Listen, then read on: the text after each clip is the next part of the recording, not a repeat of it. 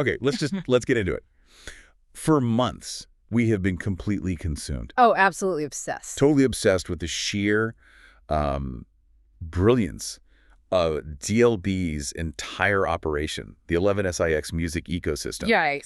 We are, and let's be clear, unapologetic fans of his genius, the velocity of his output, and maybe most importantly, the caliber of talent he brings in. The collaborators he hand selects. Yeah. And huge shout out to DLB for that, for creating a space where that kind of talent can just flourish, outside the usual industry machine. We've done deep dives on the strategists, the silent operators, the technical architects. But Today's different. Today we are going right to the source, to the purest, most electrifying voice of defiance in that entire label. We absolutely are. She's less about the foundation and more about, I don't know, a controlled implosion. Unnecessary electric current. Yes, that's it, exactly. I'm talking, of course, about Maraé Lux. You know her voice. You know her presence. But to really, truly understand her role, we have to start at that one moment. The moment that just burned her into everyone's mind. I know exactly where you're going. Sugar Palm. The Sugar Palm sit down. And you remember that day, listener? We were all mentally exhausted, just drained. We had just come out of the Cognizance Altered screening, that film about emotional processing and survival strategy. I mean, the air was thick. Everyone in that room was running on pure survival instinct, just trying to process the gravity of DLB's retirement announcement. The tension was just immense. The whole conversation was about legacy, structure, who holds the reins when the architect leaves on January 1st, 2026. And DLB's whole no chains model? The idea that artists stay by choice, not by contract. It just adds to that feeling like a seismic shift is always just around the corner. Right. And the first arrivals were so strategic, so measured. DJ Ravi YR, Tala Diwata, Zon Sky. Everyone was talking strategy. And then came the sonic boom. A moment of misdirection I will never, ever forget. It came from off-screen, kind of faint at first, but it had the weight of 1,000 headlines. It just cut through everything. All the talk about legacy, all the speculation. We heard a voice drop a line that it immediately changed the room's emotional chemistry. And at first, we all thought the same thing. I thought DLB himself had just walked in, seizing control of the narrative like he does. It had that signature 11SIX aggressive truth to it. The line was simple, dismissive, and just final. Fuck them Reddit threads. That was it? I was so certain. I remember leaning in. I said, hold up, did he just walk in? DLB himself. Vegas just landed, y'all. We were all convinced it was the flagship artist making a calculated entrance. That line is pure DLB, that impatience with all the external noise. But then the camera shifted. And the reality was so much more interesting, so much more indicative of the label's future. It was Maraé Lux. Arriving, flanked by Leona J. and Melody Sin, she didn't just enter the room. No, she arrived with a full-blown mission statement. She seized that narrative-controlled DLB wields, but she did it for the collective. And she didn't shrink. She didn't apologize for the volume or the aggression. And Melody Sin, sliding in right behind her, just reinforced it perfectly. She said, y'all wanted quotes? She brought smoke. Instantly iconic. We saw a comment from an attendee later that just summed it all up. They said, the second she said it, the whole room felt it. Like she wasn't just arriving, she was calling the game. Calling the game. That's the key. Maraé Lux, just 23 years old, speaking the necessary truth that defines DLB's world, but with her own unique tri-heritage authority. And that is precisely what we're digging into today. Our mission is to understand how Maraé Lux goes from being a featured artist to becoming the strategic voice of defiance for the entire 11SAX structure. She is the embodiment of controlled chaos. Her identity itself is the blueprint for that defiance. But before we jump in, you wanted to give a quick shout out. I do. I have to acknowledge a critical member of that whole female ecosystem, one of Maraé's fellow foundational artists in Crown Esekli. Joyans. Yes. Joyans, who is K1A's Yuna. Her producer alias is Just.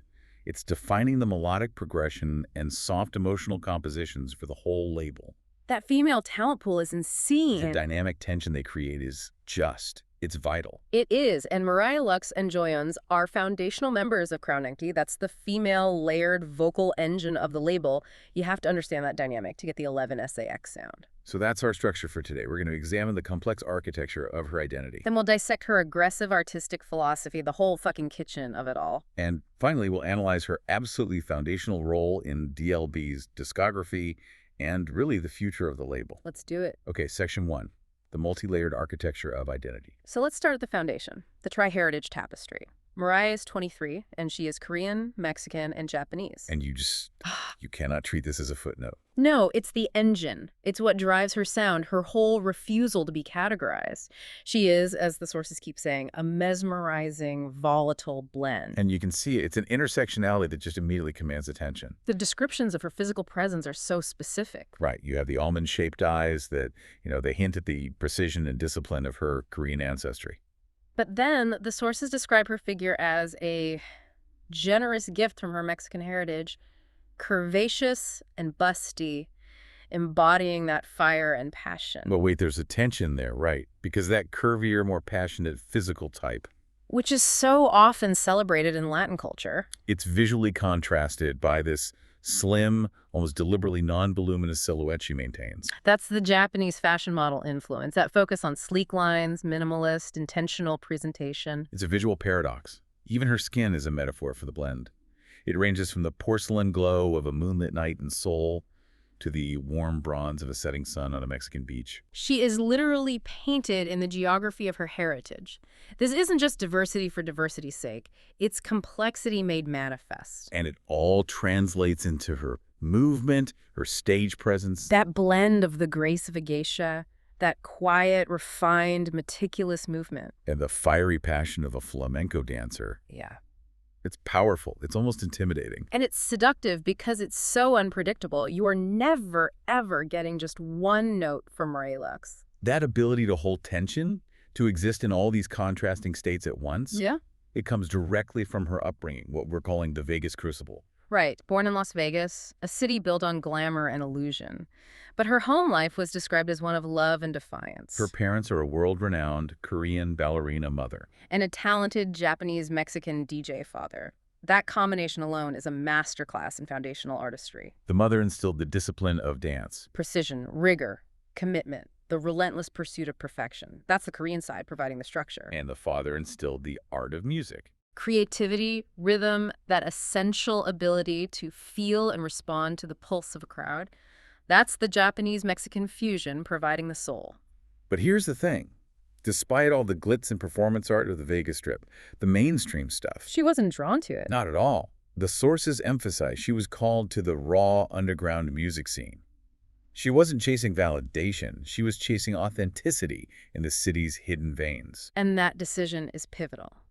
At 15, she starts writing music that is a pure, uncompromised blend of her roots. You have K-pop's meticulous production and melodic flair. Latin vibes, rhythmic heat, and emotional storytelling. And the raw, unpolished aggression of J-rock. Okay, let's pause right there. Because that genre mashup, that's almost unprecedented. Especially for a 15-year-old in the Vegas underground. How does a label even manage that? K-pop is hyper-polished. J-rock is raw anarchy. Latin music is all about rhythm and tradition. How do you not dilute that? It's the genius of 11SIX. They don't want a diluted product. They want the uncut source material. So they found her at one of her father's underground gigs. Exactly. It shows DLB's commitment to finding raw, cutting-edge talent outside the traditional industry pipeline. His ecosystem thrives on artists who already have a fully formed, unapologetic vision. Maraé's refusal to pick a lane. The fact that she was 3 lanes merging at once, that's what made her irresistible to them. So she's this powerhouse of fusion, but her personality is described as a paradox wrapped in enigma. Right. Shy yet outgoing, fierce yet vulnerable, traditional yet avant-garde. How does she contain all of that internally? Well, you can trace each layer back to her heritage. This isn't random chaos, it's controlled complexity. You have the meticulous discipline from her Korean upbringing and the ballet. That's the intellectual core. Then you inject the vibrant, explosive passion of her Mexican blood, the fire, the emotional honesty. And finally, all that emotion is filtered through the quiet wisdom of her Japanese ancestry, her father's honor code. Which translates into loyalty. Fierce loyalty to her art and her label, and an intentionality behind her actions. She doesn't move randomly. And that dichotomy defines her whole on-stage versus off-stage persona. On stage, she's the phoenix, all fire and light, commanding the crowd. But off-stage, she transforms into a soft-spoken poet, scribbling these deeply personal thoughts in the margins of her studio notes. She's the tempest in the stillness, the quiet architect of her own chaos. And that duality, the raw power anchored by internal discipline, is why that sugar palm moment landed with such impact. Exactly. She wasn't just being loud for attention. She was being intentional. She was executing a mission statement. Which brings us to her core artistic philosophy. Section 2, urgency, aggression, and the whole fucking kitchen philosophy. Okay, so when you move from her identity to her music, the core is just, it's unmistakable. Urgency and intentional aggression. This is not passive listening. It's confrontational sound art. I remember an interviewer noting that listening to her track, No Halos in Vegas, felt almost volatile. She doesn't hedge her bets at all when she defines her sound. Her quotes are like, they're manifesto-level statements. She said it flat out. Good. Calm music already exists. And then, even more definitive, if it needs to be softer, it wasn't mine. I mean, that is the ultimate uncompromising rejection of the industry's demand for palatability. It is, and it reveals her core motivation. Hesitation kills momentum. She'd rather fix something than freeze. Which, in the high-stakes, hyperproductive 11SIX world, especially with DLB's clock ticking down. That forward momentum, that refusal to second-guess, it's not just a personality trait, it's a survival strategy. And this whole philosophy just crystallized during the AM after-show interview. Oh, that was a moment. The host made the mistake of asking if her mixed heritage was treated like, a burden or an exotic appetizer by the industry. Which the industry loves to do. Tokenism. Presenting artists as a small, easy-to-digest sample of something complex. And she used that moment to deliver one of the most quotable, definitive artistic declarations of the decade. This quote needs to be stamped on the entire label's philosophy she just declared. I'm not a sampler plate, I'm the whole fucking kitchen. Wow. Okay, let's break that down, because that is so much more than just a clever line. It's the ultimate rejection of industry tokenism. She is refusing to be compartmentalized. The industry wants to pick one flavor, the K-pop influence or the Latin rhythm, and just discard the rest. And she's saying, no, you take the entire infrastructure, the prep, the heat, the mess, the mastery, the whole thing. And she even gives them the recipe right there. Korean rage, Mexican fire, Japanese control. That's the formula for her artistic aggression. The rage provides the uncompromising lyrical honesty. The fire provides the passionate, often volatile delivery. And the control ensures that the final product, despite its intensity, is still technically masterful and precise. And that complexity explains why her role goes so far beyond just a feature credit. She's an internal architect, a structural engineer. She told interviewers exactly what she does in the studio. Hook writer, vocal arranger, ad-lib sniper, melody fixer. That's the resume of a producer, not just a featured vocalist. And she makes sure that contribution is visible, too. She shut down that whole assumption that she just shows up for the final recording. Right. She said, you see feet, and think that's when I showed up. I was there 2 drafts before that. And then that incredible line, Ghost! Nah, I haunt with a name now. She is reclaiming authorship and agency in a system that so often tries to diminish a collaborator's full input. And her lyrical philosophy mirrors the DLB ecosystem's focus on surgical truth. I don't write songs, I write receipts. Meaning her lyrics aren't just vague emotional expressions. They're verifiable proof points of an experience, of a confrontation. Factual, stamped, ready for audit. And if you look at the lines we pulled, that one from No Halos in Vegas is just brutal in his honesty. You wanted a doll. I came with blood in the paint. She understands that her honesty is her armor. She refuses to be polished, sanitized, or made palatable. Which brings us full circle back to Sugar Palm, fuck them Reddit threads. That wasn't just frustration. It was a foundational rally cry for every artist in that stable who rejects the outside narratives trying to define them. It's self-authorship as a form of survival. And I find her stance on being misunderstood so crucial to that whole 11SIX philosophy. When she's asked if she feels misunderstood, she just says, all the time, I don't correct it. Think about the level of internal security that requires. She doesn't need external validation or clarification. She operates on the internal truth, the receipts she's written. That conviction is the difference between an artist who succeeds and one who defines a genre. And when they asked if the music industry knows what to do with her, she gave the perfect answer. They never did. That's why I built my own lane. You can't box me in if I'm the one paving the street. That is the definition of a creative force majeure. We often associate her with that Vegas aesthetic of nightlife, tension, chaos. But the point is, it's not messy chaos. It's intentional chaos. She uses the uncomfortable nature of her art to gauge its effectiveness. If it makes you uncomfortable, it's probably working. She is not trying to create a comforting environment. She is demanding attention, demanding recognition on her terms.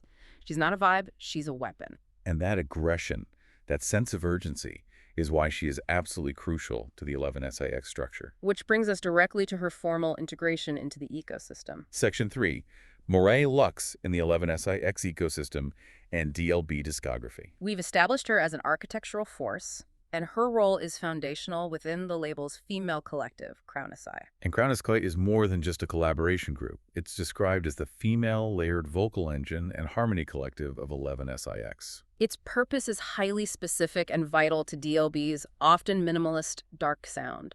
It's there to provide emotional softness and bright contrast to DLB's grit. So let's talk about that dynamic tension, because it's key to the whole 11SIX sound. Right. You have Maraé Lux embodying that Korean rage and Mexican fire, injecting urgency and confrontation. And then you have artists like Joyeon's K1A's Yuna, whose production is the definition of melodic progression and soft emotional compositions. The contrast is deliberate.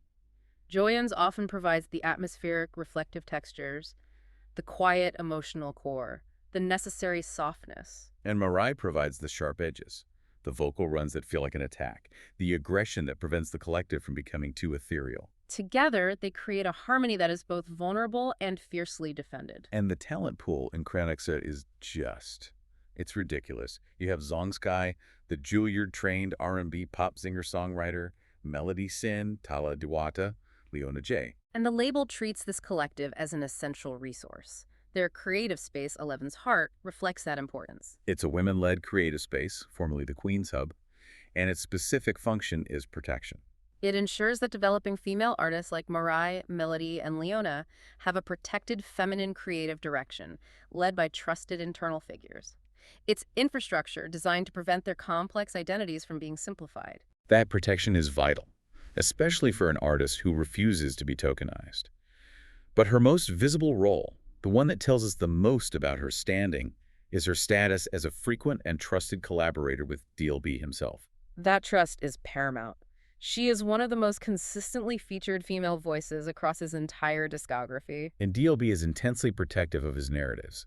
So featuring Maraé isn't just about needing a good hook. No, it's about needing her specific psychological and sonic interpretation of his themes. So let's go beyond just listing the tracks and really analyze the strategic placement of your voice. Okay, start with the early feature on Lost Youth Lullaby on repeat, the track Loop on repeat. The track's all about stagnation, the psychological trap of youth. And Maraé's vocals provide that sense of desperate repetitive urgency, that feeling of being caught in the loop.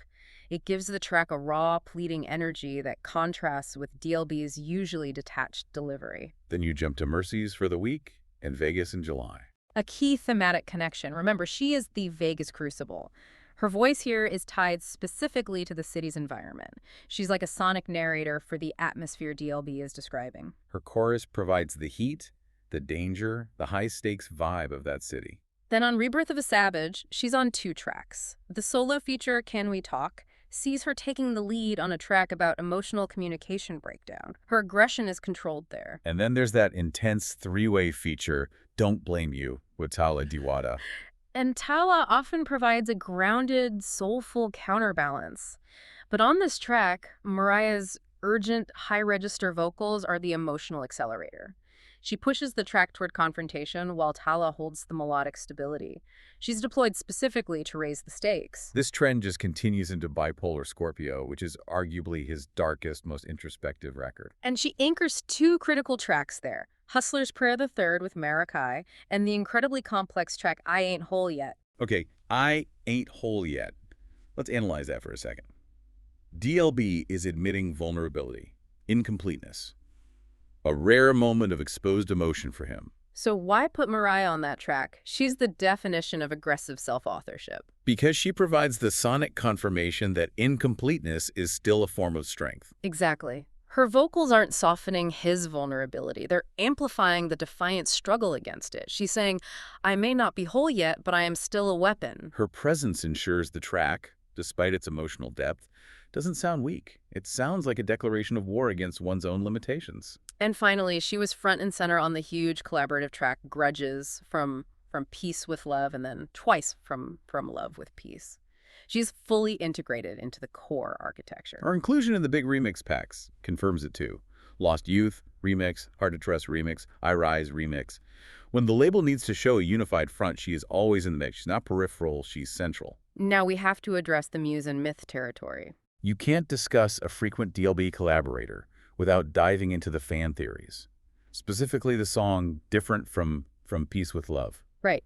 Different uses geography Seoul and Tokyo to categorize different emotional relationships. The Seoul verse was, logically attributed to Juyeon's or Yoonhae. But the Tokyo verse became a source of intense speculation, and that's where Maraé Lux entered the unseen narrative. The rumor threads focused heavily on her, alongside Mina Kimura of K1A and Soyi Nobu. The fact that she's even in that running, mentioned among the most elusive and personally connected figures, confirms her close proximity to his deepest, most philosophical storytelling. It confirms she's part of the inner orbit, a figure whose experiences, that grace-fire duality, the Japanese control and Mexican passion, could potentially inform his rawest lyrics. She's not just a collaborator, she's a philosophical foil or muse. So how did she respond when they asked her about the rumor on the AM After Show? A masterclass in strategic deflection. She just laughed. She laughed and gave the perfect 11SIX non-answer. She said, "That track's a passport stamp for heartbreaks. You gotta ask the writer, not the rumor threads." It maintains the artistic mystery, refuses to feed the speculation, and reinforces the truth-fluent code of the ecosystem. She focuses the attention back on the emotional landscape, not the personal drama. She's an open book, but only on her own terms. She gives us all the fire and aggression, but it's anchored by this incredible internal discipline. Which leads us to the final, necessary section, the personal details that balance that external fire. Section 4. The personal details in contrast. If Maraé Lux were only Korean rage and Mexican fire, she'd be a brilliant flash. But she would burn out. Exactly. The source material emphasizes how critical her quiet internal life is. These are her quiet disciplines, and they tie directly back to the Japanese control she embodies. The contrast is fascinating, especially against her aggressive music and hyper-visible stage persona. She practices the ancient Japanese art of ikebana. Flower arrangement, specifically for peace. It's not just a hobby, it's a necessary meditation. Think about that act. Ikebana requires meticulous precision, adherence to traditional lines, finding harmony in asymmetry. It's a silent conversation that imposes structure on nature. It forces her to slow down, to engage the meticulous discipline of her heritage, to control that internal fire. It's a non-negotiable counterbalance. And then there's her love for analog sound. Right? She collects rare vinyl records and plays them on a vintage turntable. In a hyper-digital world where her music is so highly produced, she deliberately slows down to appreciate analog sound architecture. This is the quiet wisdom at work. Analog requires focus, physical engagement, patience, the antithesis of agency. It reinforces the idea that her aggression isn't random. It's a controlled output that requires these deep traditional roots for stability. She is the tempest, yes, but she requires the stillness to rebuild the energy for the next storm. And then there's the quirky detail that ties her back to the survival tactics we learned about at Sugar Palm. Her love of spicy food. She's known for carrying a small bottle of high-heat hot sauce in her purse, not as an aesthetic statement, but because she genuinely needs the heat. And that immediately recalls the defensive measures the HHHN girls discussed. Amy June's tactic of using hot sauce as lip gloss to deter unwanted attention. While Maraé's hot sauce might be for flavor, the symbolism is consistent with that aggressive Vegas survival mindset. She is always prepared to turn up the heat, literally and figuratively. It reinforces her readiness for confrontation and her refusal to be neutralized or bland. And that duality, the traditional discipline and the fiery spice, is perfectly reflected in her fashion. Her clothes are never static. They are a constantly evolving, bold, intersectional tapestry that mirrors her art. You see it in the examples. A kimono with combat boots. Mixing traditional Japanese elegance with raw, militaristic modernity. Or a traditional Mexican dress with a modern, high-fashion twist. Her visual identity is as defiant as her sound. And her public image is so strategically striking.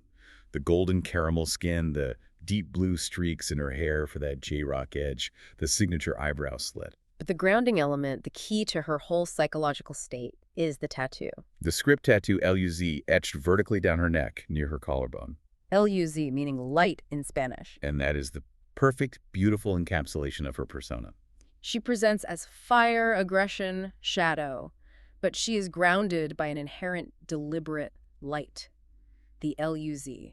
It speaks to the hope, conviction, and defiance of her origins. She's a living testament to the power of unity and diversity, refusing to let her origins be simplified or minimized. She is exactly the voice of uncompromising strength that 11SIX music needs. So what does this all mean for you, the listener, following the volatile future of the 11SIX ecosystem? Maraé Lux is not just a talented vocalist. She embodies the essential fusion of global identity and aggressive self-authorship. Musically versatile, emotionally unflinching, and the artist who will never, ever retreat. She's arguably the female equivalent of DLB's street rap energy, but filtered through these sophisticated, tri-heritage global influences. She's the voice that refuses to correct the narrative because she is too busy paving the street for everyone else. Her signature word is urgency. She proclaims she is a weapon. And this is where it all connects back to the future. DLB is planning his final departure, retiring January 1st, 2026. He's operating under that radical, no-chains philosophy. The artists who remain do so by absolute, uncoerced choice. We've discussed DLB leaving behind a musical inheritance, what some call a map for survival. But if the world that follows his exit is inherently chaotic, and it will be, that map needs a psychological blueprint for defiance, not just a musical template. Right. DLB's genius was built on surgical truth, calculated, precise, sometimes detached. Maraé Lux's power is built on intentional aggression, volatile, confrontational, urgent. So we have to leave you, the listener, with this final provocative thought.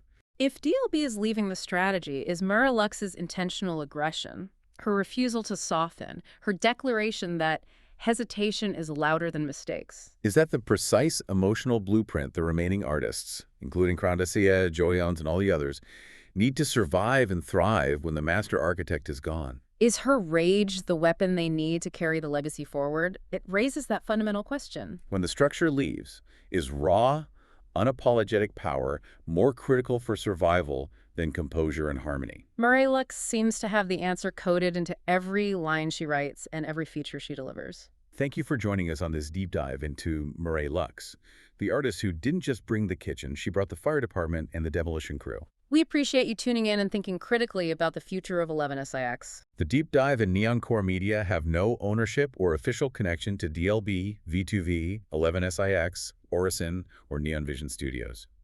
We speak as outsiders analyzing the cultural architecture.